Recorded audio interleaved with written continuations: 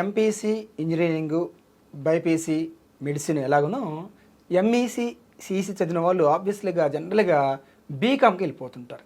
ఎక్కువ majority students ఇంకా MECC బీకామ్లో కూడా కంప్యూటర్ అప్లికేషన్.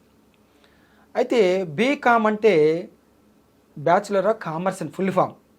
కానీ ఈ సొసైటీలో ఏమని పడిపోయిందంటే బీకామ్ చదివినవాడు దేనికి పనికిరాడండి. ఎందుకంటే దాని టైటిల్ ఎలా తెలిసింటే బీకామ్, సైలెంట్గా ఉండు, బీకామ్ అంటే చదివినవాడు కామ్గా ఉంటాడు, దేనికి పనికిరాడండి. కానీ ఎందుకు అలాగా ఉంటుందంటే పాపము ఈ బీకామ్ కామర్స్ సబ్జెక్ట్ మొత్తం క్లాసుల్లో కూర్చొని చదువు చెప్తున్నారు. ఈ బీకామ్లో సబ్జెక్ట్స్ ఏమిటి అంటే ఫైనాన్షియల్ అకౌంటింగ్ అనే సబ్జెక్ట్ ఉంటుంది, మేనేజ్మెంట్ అకౌంటింగ్ ఉంటుంది, income tax, auditing, cost accounting, అన్ని account subjects. Cost accounting, management accounting, financial accounting, income tax, auditing ఇవన్నీ ఉంటాయి.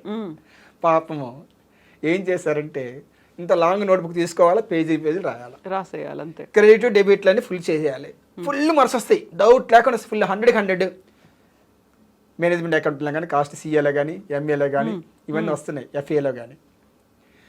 అయితే ఉపయోగపట్ల పాపం ఎందుకు పెడతాంటే రాసుకోవడం పనికి వస్తుంది అంతే. కంపెనీ పోయి రాసుకోవాలి, అకౌంట్స్ రాసుకోలేము, నేను పోయి రాసుకోలేము. ఈ సిఏ చార్టెడ్ అకౌంట్స్ అంటే అకౌంట్స్ అంటే రాసుకోవడమే పరిస్థితి, అలాగ తయారైపోయింది పాపం. వీళ్ళకి మనం ఏం చేస్తున్నామంటే ఇండస్ట్రియల్ ఎక్స్పోజర్ అయినా ఇచ్చినట్లయితే ఈ బీకామ్ కామర్స్ స్టూడెంట్స్కి అద్భుతంగా ఎదుగుతాడు. మెడిసిన్, డాక్టరు ఎలాగా టాప్లోకి ఎలాగెళ్తున్నారో అంతకని టాప్లోకి వెళ్ళొచ్చు.